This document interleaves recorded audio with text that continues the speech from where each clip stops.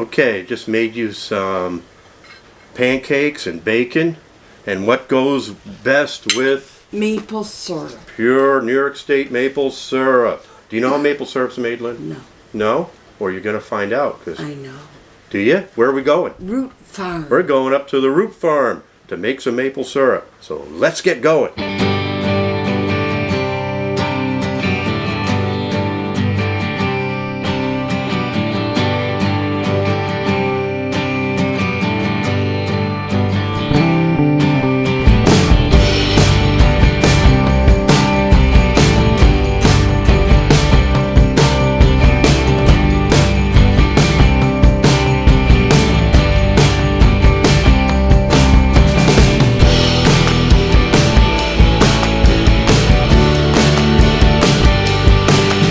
Hey, look who's here, Lynn. Hi. Yeah, and we're gonna make some maple syrup. Syrup. Yeah, and what's behind it? Hey, look who's coming. Hey guys. It's Roger. How are It's you Roger today? again from last week. How are you? Good. Now behind us is the your sap house. Yes. Yeah. This is our sugar house. So all the sap that gets collected, we carry it on this tank, and then we're gonna dump it into the bulk tank in the sugar house, and then we're gonna filter that. We're gonna head in and do some boiling. All right, she's in the UTV, right? We're gonna go gather some sap in this really cool vehicle. Let me get a wide shot of this thing. This. That will go anywhere.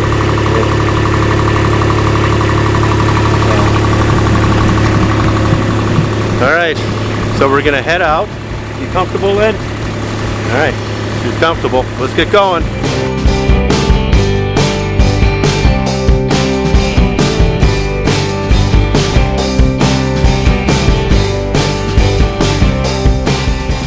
Well, the whole process of making maple syrup starts right here from the sugar maple, which just happens to be New York State's state tree.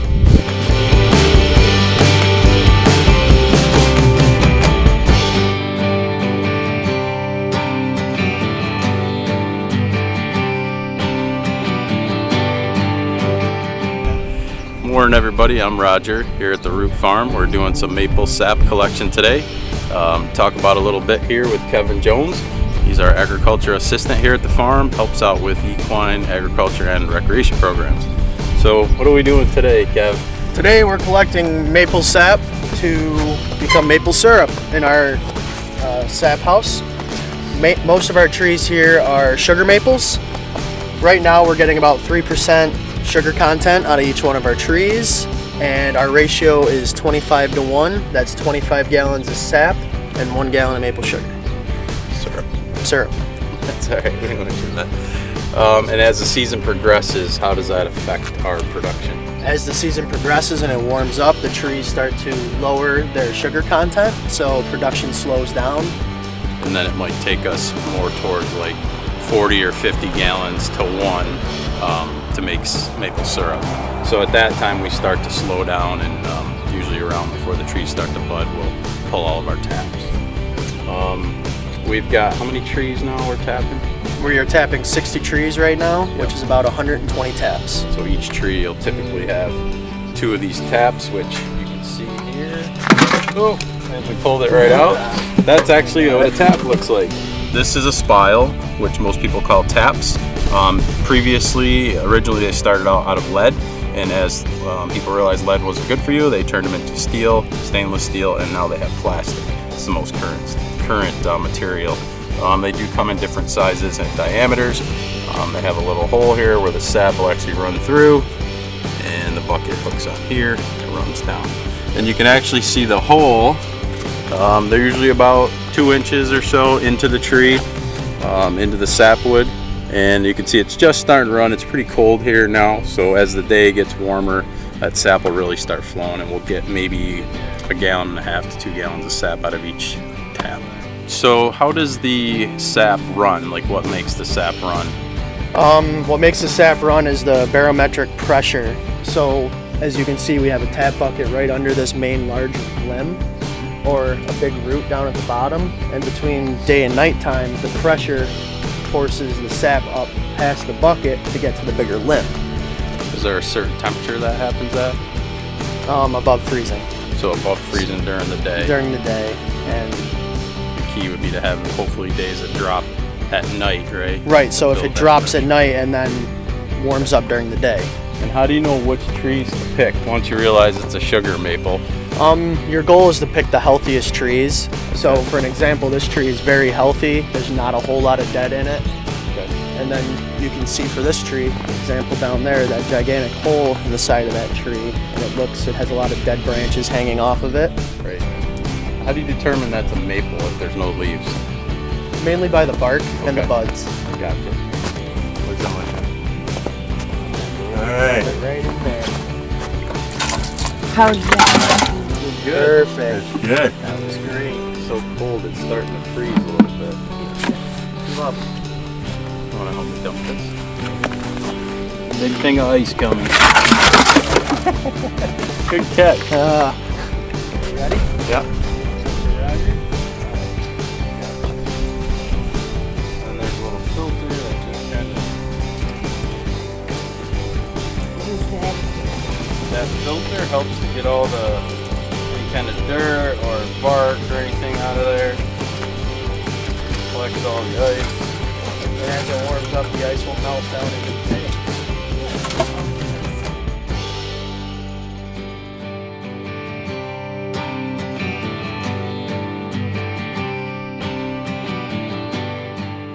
Oh, and by the way, the sap house behind us is Kevin's Eagle Scout project. Did a good job. Thank you.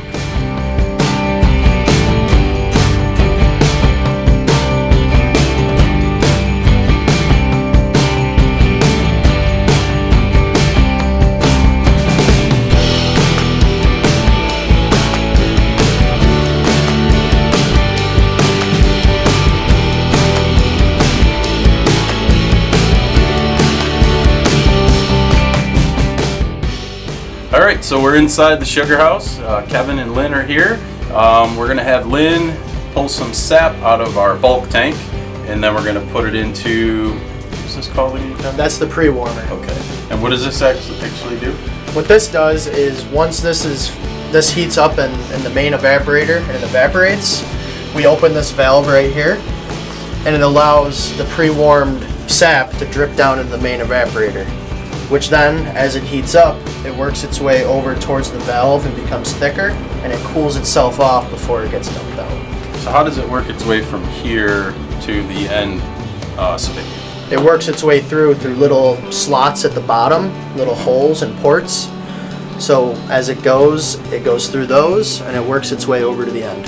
So as it evaporates the water, the syrup, sap gets thicker. Yep, as the water evaporates from the heat from the fire, it gets thicker, becomes more like like syrup, and it works its way through those. Reach that blue lever. Can you reach the blue lever? Okay, let's Throw it down. Good job! Alrighty, you want to help me bring it back up? Push it up. There it is. All right, can you dump it in there? Hold that bottom. There you go. Pick it right up. Pick the bottom right up.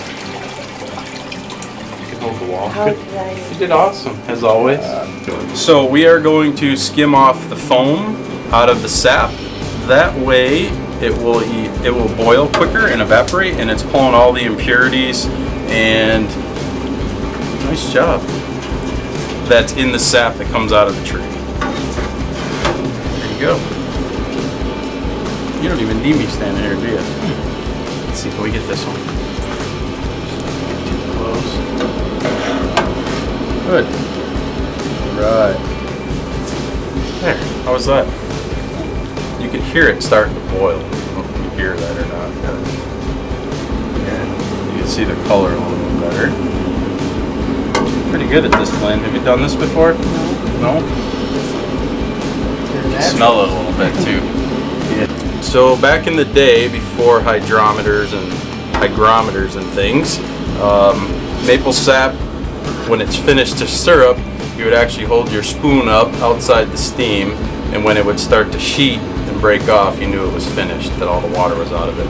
which this is a little example of that, but you would have an actual spoon rather than a skimmer.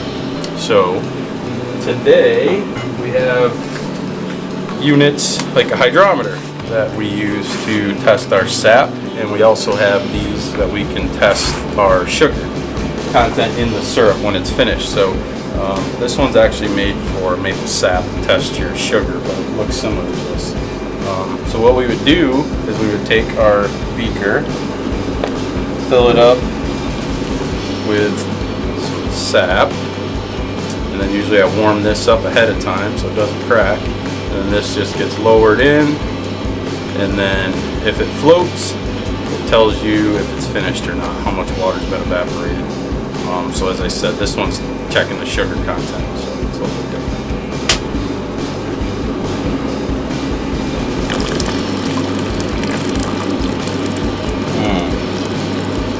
I don't want to drink stuff like that.